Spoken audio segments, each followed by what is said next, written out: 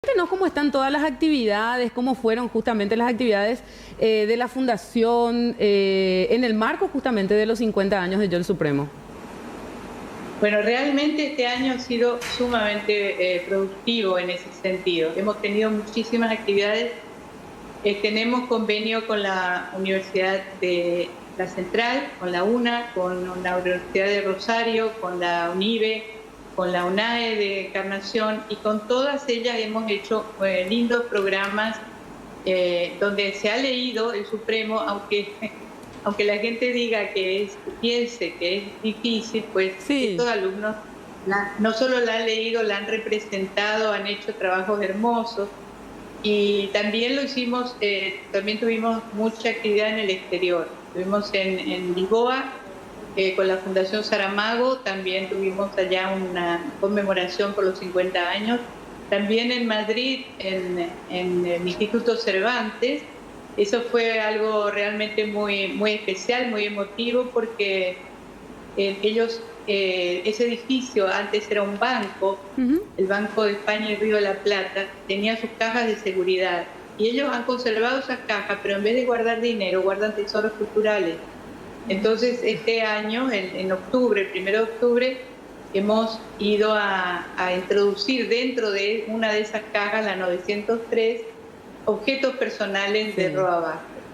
Y entonces tenemos ahí ahora un espacio donde Roa está también en España, además de los lugares que habita aquí.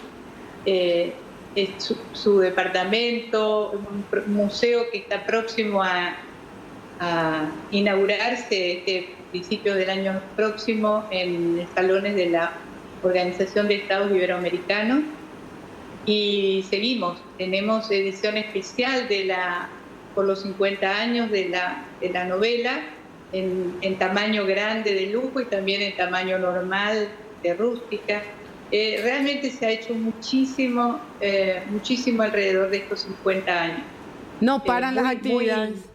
Es lo que estamos escuchando, es que no paran las actividades, señora Mirta, pero para romper un poquito con ese tabú que hablaba al principio de que es difícil Yo el Supremo, podemos hablar un poco de esta obra, instarle también a los paraguayos a que agarren justamente esta obra, la lean, contarles un poco también que es parte de una trilogía que viene con El Fiscal, si mal no recuerdo, e Hijo de Hombre. El Fiscal, Hijo de Hombre, sí, así mismo, tienes toda la razón.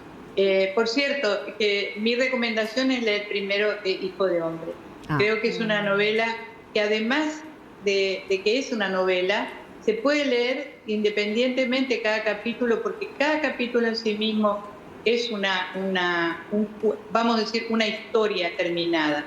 Pero es maravillosa novela, también es una novela que ha tenido premios muy importantes, y luego cuando se hizo película, también tuvo premios muy importantes como película en el Festival de San Sebastián, por ejemplo, como la mejor película. Ahora, el Yo el Supremo, porque es lo que me has preguntado, yo lo considero como una gran sinfonía, donde a veces nosotros podemos escuchar la música, no tiene letra, ¿verdad? Pero el sonido nos llega y nos encanta. En este caso, la sinfonía está constituida por el lenguaje. El lenguaje que Roa utiliza en esta novela es muy rico, es muy pródigo y es muy interesante. Entonces, lo bueno de esto es sumergirse en ese lenguaje diferente al que nosotros escuchamos todos los días, porque es un lenguaje muy rico, como dije. No es el lenguaje con el que hablamos, que creo que no llega a las 500 páginas diariamente, 500 palabras diariamente. Y leer una página del Supremo, no tratar de leerlo de una vez, así de tirón, leer una página, y si esa página te encanta, si ese idioma te acoge, te parece interesante, entonces vas a seguir leyendo. Realmente no hay que tomarlo como una obligación, es un placer. Hay una amiga mía uruguaya, una doctora, que fue justamente quien me trató a mí cuando tuve mi mala salud. que justamente lo leyó ahora en vacaciones y estaba tan entusiasmada porque decía la riqueza que encontró en el Supremo. Ella es una lectora normal, no es una experta, no es una crítica, no es una profesora en literatura, es una lectora. Y estaba maravillada de la riqueza que encontró en el Supremo, del humor, de la historia, de muchísimos mitos, y sobre todo lo que dije, lo que se rescata sobre todo es el lenguaje, y es lo que fascina a la gente en el mundo entero, al punto que se siguen haciendo traducciones. En este momento me han pedido la traducción para Croacia, que es la primera vez que se hace en lengua croata, pero se ha hecho en chino, en japonés, en árabe, lenguas que son tan ajenas al castellano, ¿no? Por supuesto, las lenguas romances todas, pero se sigue editando y a la gente le sigue fascinando el Supremo. Y hay una anécdota muy simpática de que a un español le preguntaron si había leído El Quijote y dijo, no, ¿para qué si soy español, no? Es como que ya le pertenece, como si lo hubiera sorbido por la piel, ¿no? Y yo creo que los paraguayos todos hablamos del Supremo, aunque no lo hayamos leído, porque ya es algo que nos pertenece, que sabemos que es paraguayo, que sabemos que corre por todo el mundo, que nos pertenece y que es una obra de gran calidad. En algún momento de nuestras vidas nos pararemos a leer alguna página o a lo mejor más de una página de esta novela sensacional. Impresionante, esta explicación realmente nos llama, nos conmueve también. Ella, bueno, la estamos viendo, ella es guardiana un poco del legado de su padre. Idéntica también con todo a su papá. Idéntica. Bueno, y el aspecto personal del autor, del querido Augusto Roa Bastos, estos fines de año, bueno, él vivió en el exilio mucho tiempo. ¿Cómo se vivía? ¿Cómo lo vivía él también? Seguramente en cartas que mantenía también con ustedes. No sé, ¿le gustaba el pesebre? ¿Era de eso o no? ¿Cuál era un poco la personalidad? Sí, la correspondencia era en esa época era muy profusa con sus padres sobre todo porque su mamá murió muy joven, y tengo por suerte esas cartas, son encantadoras.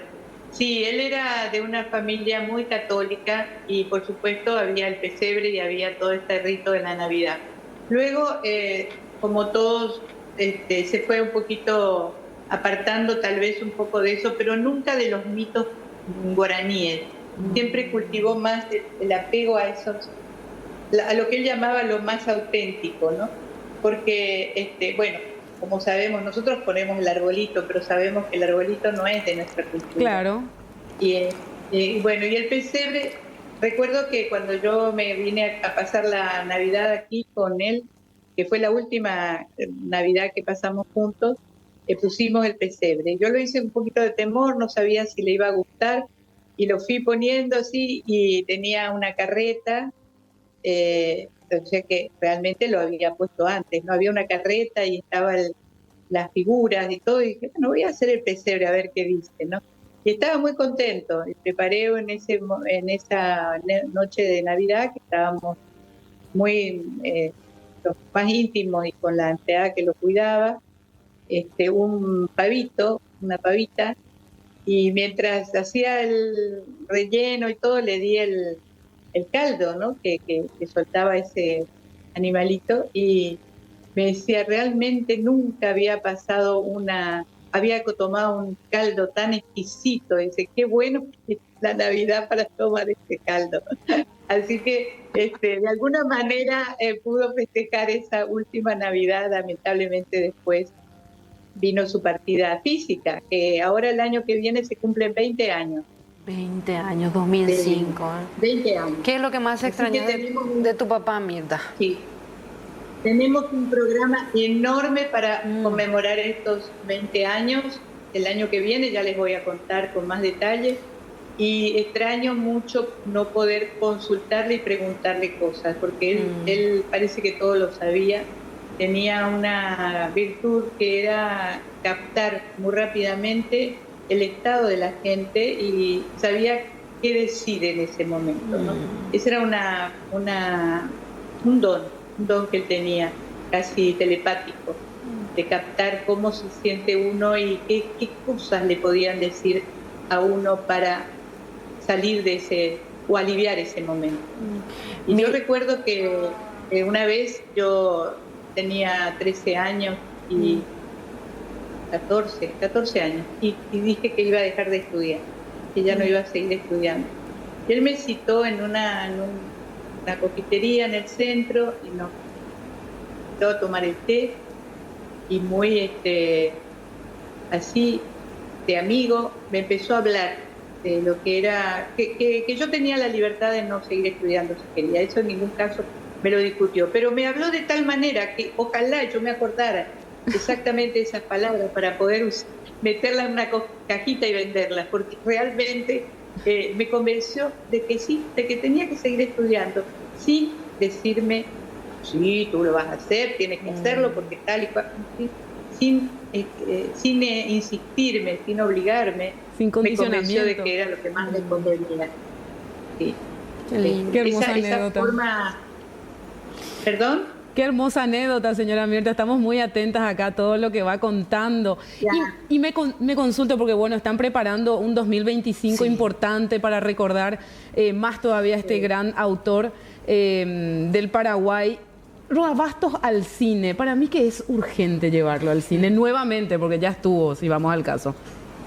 Bueno, tú sabes que le debemos a Hugo Gamarra esa película documental que él hizo con él, cuando él estaba muy bien, y es hermosa, El portón de los sueños. Sí. Es una película realmente que encierra todo lo que es él con su persona, con su pensamiento, con su forma de vivir.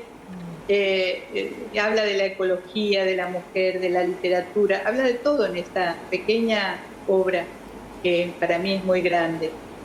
Hay gente que tiene interés y que está pensando en hacerlo. Ojalá lo haga, pero el año que viene les adelanto que se cumplen no solo 20 años del 2005 que se fue, se cumplen 30 años de la novela Contravida, que yo la recomiendo mucho. A mí me encanta, creo que es la que más me gusta y es muy autobiográfica, por supuesto es ficción, pero se cumplen 30 años de Madame Xu, que también fue Premio Nacional de Literatura también hace 30 años, y 35 años del Premio Cervantes.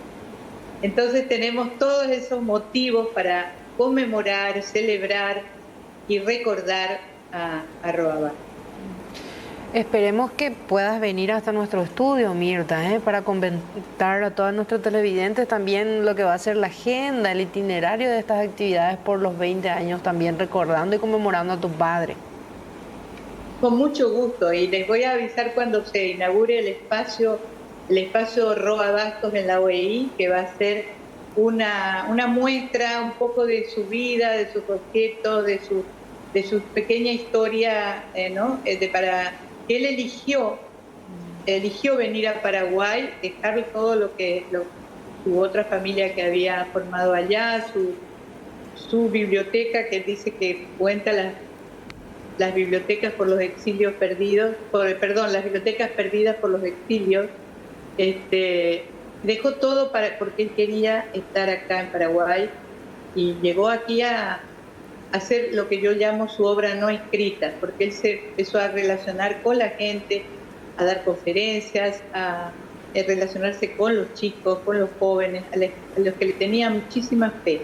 Él tenía toda su fe y su esperanza cifrada en la juventud, en los niños. Cierto. Y bueno, yo creo que hay una juventud pujante en este momento que está tratando de sobresalir en todos los sentidos. Lo veo por los chicos de la universidad que tienen muchísima energía para hacer cosas y que bueno, hay que darle su lugar. Gracias, Mirta, por este tiempito compartido con nosotros aquí en Primera Edición Domingo.